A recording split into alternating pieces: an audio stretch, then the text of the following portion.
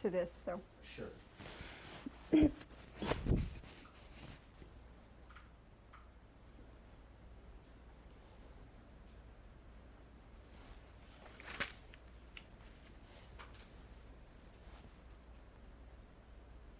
Anytime you want to slate, I think Dave's rolling also. Yep. Slide Okay. at any time. Okay. This is the continuation of an interview with Mary Lou Butcher at her home in Bloomfield Hills, Michigan, on the 27th of August, 1992. Jack Casey, who is now Mary Lou's husband and was her fiance at the time of the Detroit News lawsuit, has joined this tape, both in audio and video. And I wondered, I'm just going to repeat the question Sure. whenever you tell me it's time. You're ready. We're ready. So. Okay. Do you remember your reaction in 1976 when Mary Lou told you about this suburban transfer at the Detroit News? And Yes, I certainly do, and also the things that had led up to that, and I guess I reacted both against the news. It so happened I knew the city editor. He had been a reporter for the Detroit News when I was a reporter for the Free Press, and he was somewhat of a friend, but I thought it was very cowardly way to handle an employee situation, as well as being very unfair. And it already was pretty tough on Mary Lou to be put in this situation. And then it was really an insult to, that's where you know, back to the suburbs, it's where the beginners go and the old-timers over the hill gang goes. You know, it was definitely punitive, and I was upset for her and ready to go to battle with her. And I was just pleased that she took it that way, the way she did. She didn't just take it and stop. do you remember your advice, what you told her at the time, or what kind of advice you gave about what to do next or how to respond? Or Well, probably was that you're going to have to go along with it, but don't settle for that. Mhm. Just renew your determination to do something about this. Mhm. Now, one of the kind of standing jokes in terms of people telling me about the women in the news is that you were the token male secretary. That's true. How was this thrust upon you, or did you No, take this for yourself? I sought it out, and Yeah. I think I named myself that because you see so many the reverses, the reversal of the roles Mhm. where we had some other men who got involved. Do you but, remember who some of the other men involved in the case Well, were? my partner at the time, Morris Gleischer, who was very actively supporting, and there were several others came Howard. to the meetings. Howard Simon, of course, from the ACLU, and some friends of Maury's. Maury is very active in the ACLU, and some friends of ours, male as well as female friends. Mhm. But the predominance was of women. Mhm. Now, one of the things that's one thing I wanted to ask was kind of how you saw your motivation, or if you wanted to attribute your role in the win, how would you say? Well, I was angry, I was loyal, or what choice of words you would make in terms of? Well, of course, at that time, I wasn't really a fiancé of Mary Lou's at the time, but we were dating. In fact, Mhm. this came up right after we started dating. Mhm. So I was very frustrated at the Detroit News not allowing Mary Lou as a single woman to have weekends off after 11 years at the news. And I knew that was not the policy with the male reporters. I'd been a reporter, and I knew the situation. So it was a matter of frustration for her and also for me. And I had also been a reporter when the only women at the Detroit Free Press, where I was a reporter, worked on the fashion shows and the society pages and so on. And they had made some progress, women had, and then the progress was turned around. And it was the Detroit News at that time, frankly, was an old boys club. Very much so, more than the Free Press. And Why do you think that might be? As someone who had worked on the other paper and was observing the companion paper, do you have any sense of? Well, the Free Press traditionally had people who worked for a few years on their way through Detroit. And they came from all over the country. I came from Toledo. Many of them came, we used to kid about the city editor would send a pickup truck through the South and offer them high wages, and then they would come up and work with us at the Free Press, and typically would leave after a few years. I stayed there, for example, 4 years. The Detroit News were homegrown Detroiters more, and they started as copy boys, copy persons, as the two of us did, by the way. I did in Toledo, and they therefore had a longer standing tradition of being buddies, going fishing together, and just a different approach to being a newspaper reporter, I always felt, than the Free Press. Frankly, I didn't think that it was anywhere near as good a paper in terms of the quality of the writing and reporting, largely because of that they didn't at that time have enough, they didn't really go out and get the best people necessarily. And there was a very much of a clubby attitude by the reporters who I had worked against at the Free Press, and frankly, while they were my friends, I didn't think they were very good reporters. But now they were running the paper, and running it just the way they were at the same mediocre approach to newspapering that they had demonstrated as reporters. So I knew these people who were doing this to Mary Lou, and I felt very indignant at them. And I've always been an underdog person too, and I think I wouldn't have the same intensity of feeling, of course, if it hadn't been Mary Lou, but I would have been on the side of the cause anyway. One thing that's occurred to me, Mary Lou told me a story about one of her colleagues at the News, who's one of the few women who ever got her job back after a pregnancy leave, and that she and her lawyer father had essentially talked to the management and worked it out through, I guess our inference is some kind of combination of either power plays or appeals to some kind of loyalty. I think there was a personal relationship Yeah, there personal between the relationship. father and the editor. And I wondered, in the case of Mary Lou's situation, since so many of the people who were brought in as supporters were powerful people in their own right, did as a matter of strategy, all of you ever sit down and say, well, we could file a lawsuit, well, we could send so-and-so in to try and deal with this on the basis of personal relationships? Was that something that ever was discussed or thought about? Well, you went in on your own, but you also had a letter after they ignored her first simple following procedures of asking questions and why is this done, this is punitive, etc. I believe the first effort was then with informally with the ACLU. But this old gang, first place, they didn't believe that women belonged at newspapers. Women belonged at home, and the newspaper reporters covered the police beat and went out and drank at night. And so it was a strictly male-only clubhouse. And also, Martin Hayden, who was managing editor at the time, I think as soon as editor, he was top. He was running the editorial aspects of the paper. I think as soon as he was challenged, he dug his heels in. And when it was ACLU, he dug them in more. And therefore, they put themselves in a position of, even though we succeeded, I think, in embarrassing them tremendously, they never would admit that they had a problem. But most of those people that I'm referring to were broomed.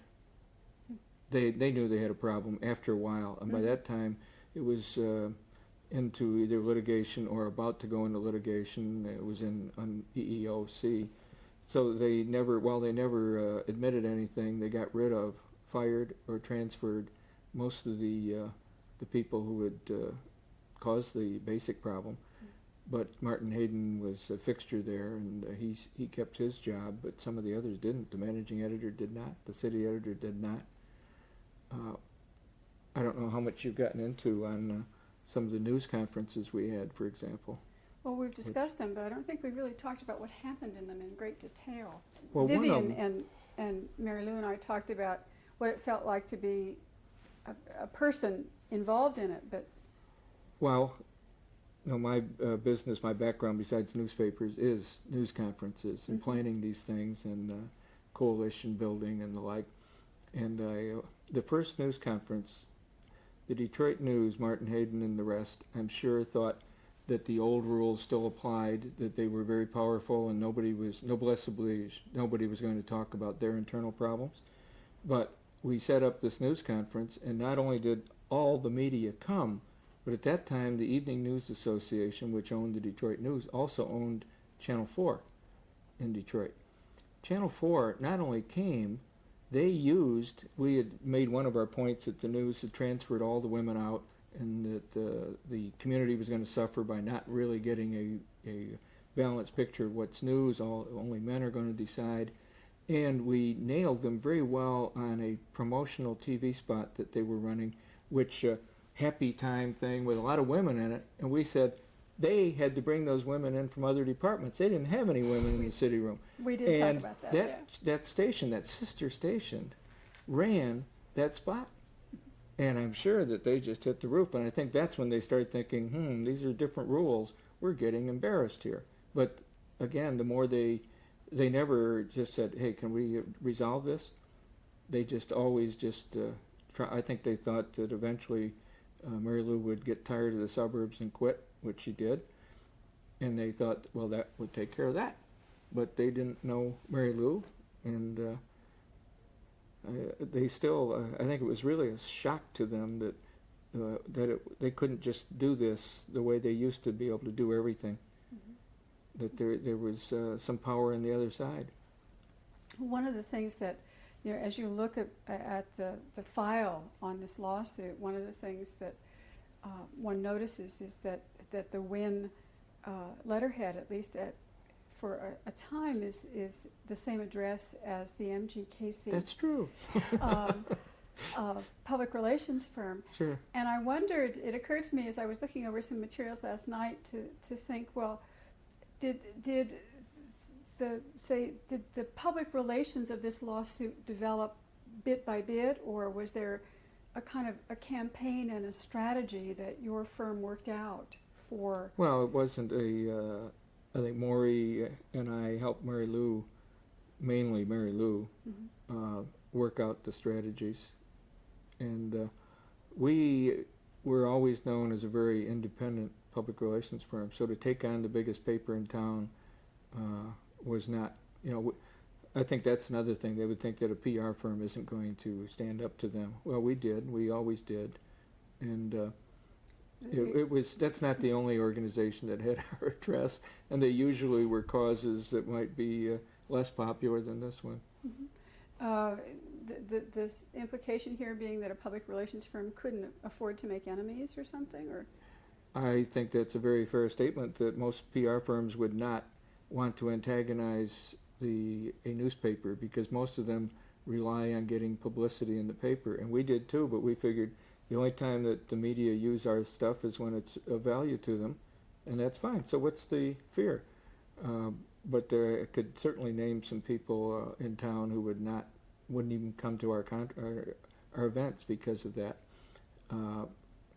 But also when Mary Lou, I don't know if you talked about when you were hired by Carl Byer, but We did talk a little but about that issue. Bob Davis, it was like, you're going to hire what? Somebody who's suing the biggest newspaper at the time, the biggest newspaper in Michigan. You're going to hire her for public relations? Yes, well, because publicity is only a small fraction of public relations. The newspapers still don't seem to realize that. But also, about that time, I don't think the Detroit News wanted to be caught being any more unfair to Mary Lou than they'd been. So I wouldn't say they bent over backward, but we were kind of just had them on notice that we're watching everything they're doing, and we would not hesitate to go public with it. So in that sense, there was a strategy. Mhm. Just so I have a better sense of context, you were describing your firm as somewhat independent, and I wondered if it would be appropriate to give some examples of what Well, independence we were, means. especially at that time, when Maury Gleischer and I joined together, we did a lot of political campaigns, and they were almost all Democrats. Mhm. We did a lot of causes, and they were almost all liberal causes, or there would be school issues and the like. And so we were not the Detroit Athletic Club type PR firm. We represented most black politicians back in that era got their start as being one of our clients. Not just blacks, but blacks, liberals, judges, city council. So we had our own power base of political accomplishment and political backing, but it was not. It was our candidates were the kind that the same Martin Hayden that we mentioned and the editorial writers of the news would never have endorsed in the first place. So we had a certain prominence in the community without being beholden to the Detroit News. So it was an independent power base in a certain Yeah. sense.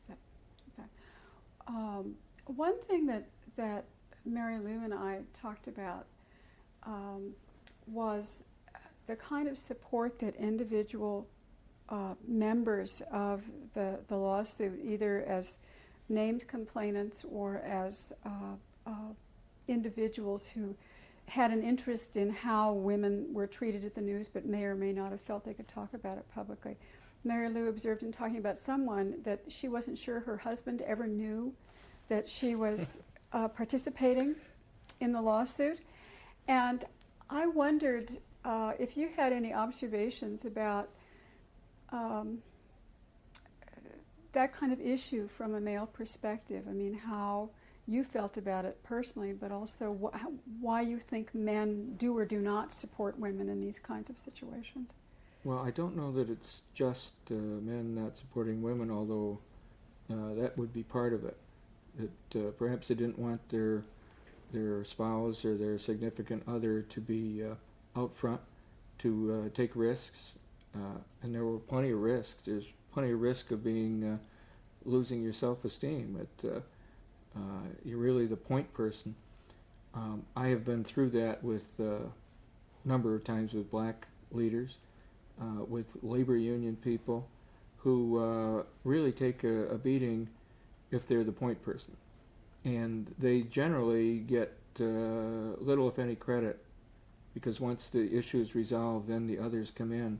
And frankly, that happened at the news. You did not see very many women at the news stand up for their rights. Many of them didn't want to be seen with Mary Lou, or didn't want to come to any win events. And even when it became a class action suit for which they had money, they did not want to raise their profile. Very few did, but that is typical, in my experience, of what happens, say, in a movement of any kind. That there are a few people that make it happen, and usually they frankly never get credit. They get hurt, and then the other people follow in, and it's a lot easier. But it's sometimes after a while things change, and that's what's happened here. It's a lot of people who wouldn't be very near the cause at the time, later when it was a little safer, have come out and said very positive things to Mary Lou. And I'm not saying that all of them were cowardly or that they didn't, but they didn't take the risks. Very, very few. Mm-hmm. What did you see? I mean, this went on for 7 years. It was really 8 years before the Yes. payout and the settlement. I'm sorry, I need to change tapes right here. Okay.